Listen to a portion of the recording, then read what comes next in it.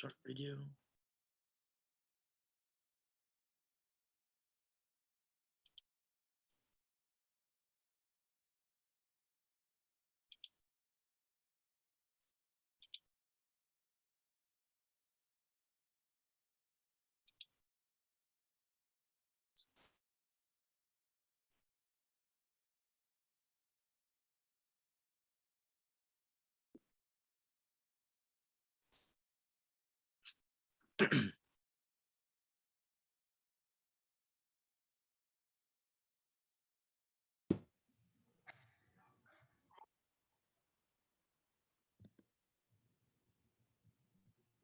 All right. Hey, Hey, how you doing? good. How you doing? Doing good. See, can you see me? Not yet. Can see your name. Oh, it's probably coming. There we go. Cool poster in back. Yeah, Chris, how's it going with you? doing good, man. Doing real good. How you doing? Not bad at all. You're supporting the t-shirts today, and you know the artist in back. Oh yeah, well I'm at the office today. Oh, okay. Yeah, I'm at the headquarters today, so it's I just went to the conference room to find a little soft or nice little place to do this. So Chris Cannella, how's it going with you in the land of COVID-19s and rock music and all that stuff? I mean, I'm sure it's a different situation nowadays. It is. We out in Florida really weren't as shut down as everybody else. But I did move here to Florida in June of last year, right in the middle of everything. So it was kind of crazy driving across country with a big truck, towing the vehicle, and everything, just trying to get across and then getting out here and getting settled in. But we were always able to keep the doors open at the company, and we were able to continue rehearsing, with the band and everything all the time. So we didn't get hit as hard. Now everything's pretty well on the road of complete opening out here in the States. So we were able to, book that August tour without any issues. So that's pretty damn exciting. It's like that you're keeping busy, at work now. So you've always been working, never working from home, let's say? Yeah, I was working from home in Arizona because when I was in Arizona, I would commute. So I would fly out 1 to 2 weeks a month to Florida and then come back home until I was ready to relocate. And I had to wait for my oldest to graduate high school before me and the wife and the two younger ones were able to relocate to Florida. And she stayed behind, the oldest one, while she was in school. And we, moved out to the Tampa area, just north of it, over in the Land O'Lakes area. And it's been awesome. It's been awesome. So Chris, let's say going with Dean guitars and stuff like that, is sales, good, in 2021, or are new kids learning guitar and interested? What's on that? It's probably one of the biggest years the company's ever had. Our USA, our custom shop demand has never been this high. We have massive amounts of orders for custom Deans. We have so many sales and orders for the import stuff, the high-end imports, as well as Luna, one of our other brands that we have here. And it's been amazing. It has been truly crazy. And the hardest thing right now is, as you may have seen on the news or whatever, is the global container shortage. There's not enough containers to get everything out, to get to the factories to pick up the stuff and bring it to the States. But we're being very creative and getting stuff done one way or the other. It's just been a lot harder. So like that, you're seeing lots of good stuff coming up in the future, with new talent and stuff like that. I have. And we have been seeing a lot of really cool new stuff happening and new styles of music that's been coming out with, like, even bands like Sumo Psycho that we just saw out of Canada. I picked them up on the Deicide, and they have been really taken off on liquid metal as well as Octane. It's really unique. And there's been a lot of great music coming out. And, I guess a lot of people have been taking the time to, without touring and stuff, just to try to be creative. Because people are trying to be a lot creative with YouTube, let's say, nowadays. You do see quarantine bands getting together, to make super groups. Yeah, I did not do that, but I know a lot of people, a lot of my friends have. So what's up with Deicide? You guys working right now? We are preparing for the tour in August, which we're really stoked on. And since I moved out a year ago, we were writing a lot of music, and then we kind of started over when I got out here and I was able to rehearse all the time rather than just meeting up when I was commuting for work. So we've been really focusing and writing just really, in my opinion, some amazing stuff. And you can, when we do record it, you will definitely hear a different vibe with the band because the camaraderie is so strong. I mean, the four of us in the room, we just have a great time. We love being around each other. We like writing music together. It's you're gonna hear a lot of that. It's just a really strong, aggressive, lot of guitar work, a lot of cool drumming. I mean, Glen's stuff that he's working on, it's great. It's exciting. I couldn't be happier. And for doing your work with Deicide, you have different types of guitars, different amps, or Mesa Boogie type stuff. Right. I use the Mesa Boogie JP2C with a couple of recto cabs, and then I have a slew of different pedals from MXR that I've been using for years. But I stripped it way back with Deicide. I really didn't need to do all the crazy channel switching and all the stuff that I used to do with my old bands, where I was switching tones constantly with different effects. I pretty much keep it with my rhythm tone nice and tight, and then my lead tone, which opens it up a little bit more with the higher mid ranges and delays and stuff like that. You find in Deicide the fans are a little bit different, than other bands in general, like in the dance scene? They are, Deicide fans are relentless. They're insane. The draw of the band has blown me away. Everywhere we've played, we've never had a bunk show. I mean, every show that we've played since I've been in the band, it's just been like, whoa, I can't believe that just happened tonight. Oh my gosh, that's amazing. That just happened tonight. And the fans are, they're insanely cool. And we'll take the time after every show until we have to leave. We'll meet with everybody that we can. And Glen and Steve, being the legends that they are and been doing this for over 30 years, they still take that time to meet with those fans. And they're just very appreciative. And we're all happy that it's still here. And I'm lucky to be in this. And I'm lucky to be a part of the writing process and to be best friends with these guys.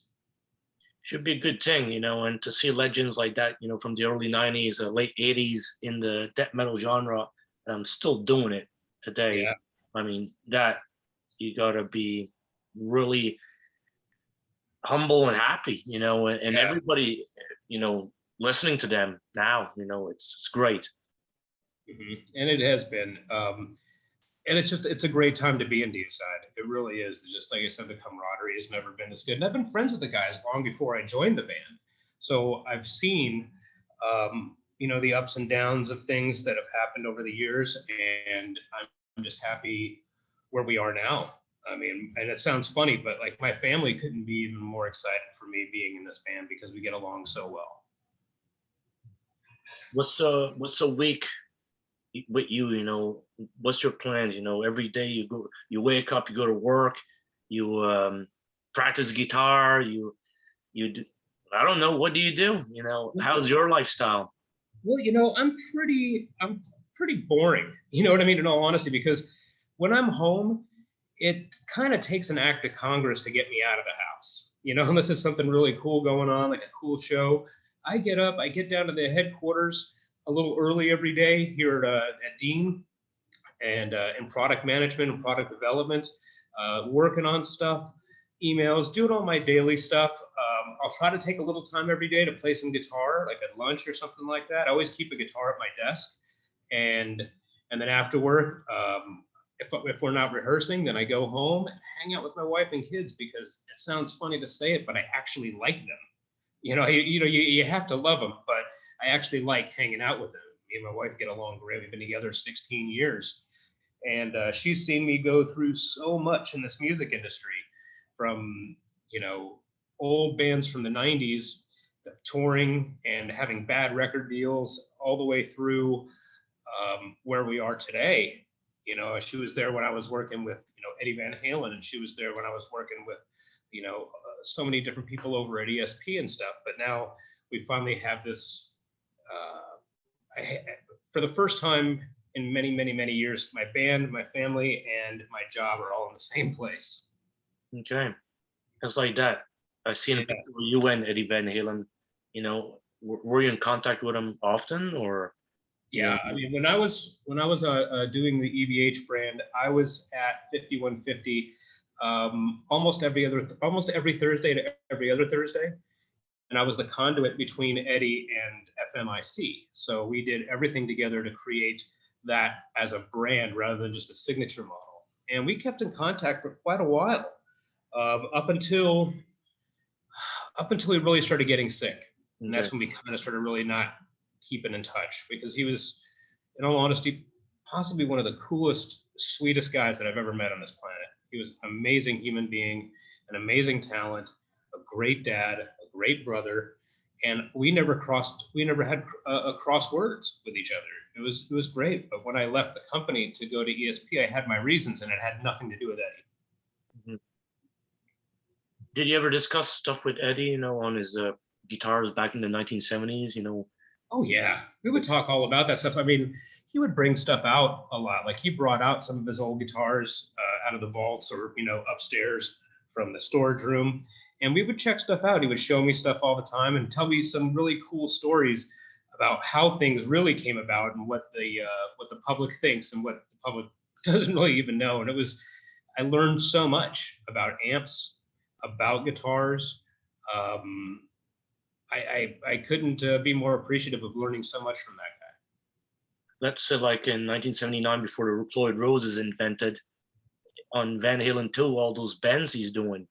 Yeah, and it sounds, yeah, but it sounds crazy, but it's not as dive bomby as it sounds on the record, because you would have these little tricks, but by bending the neck as well as using the vintage style tremolo, but not taking it as far as it sounds, because he would get the buzz on the fret by, you know, stretching the string out and just having his own little technique to it to make it sound more drastic than it really was.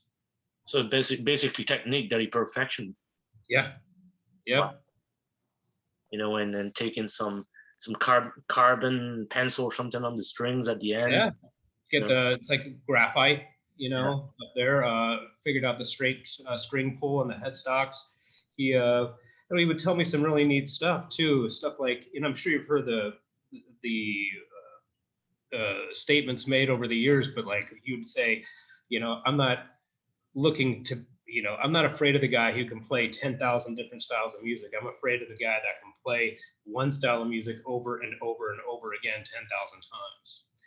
And he used to always tell me, you know, and I don't want to get into the whole big story of it, but there was a time when I was at the house and I was having kind of a rough day playing, and I was trying not to sound like me. And he's like, no, play the way you are. And I'm like, well, I mean, this is my style. And I started playing. He's like, no, that sounds like you. Because no matter how hard you try, you're always gonna be you in the mirror, baby. And I was like, wow, that's awesome. And there's a lot of people that are lacking originality in this state too. There's a lot of coffee. Yeah, and the risk, and that's one thing I'll always say, you know, the scariness or the danger of a lot of rock and metal has kind of gone by the wayside a little bit.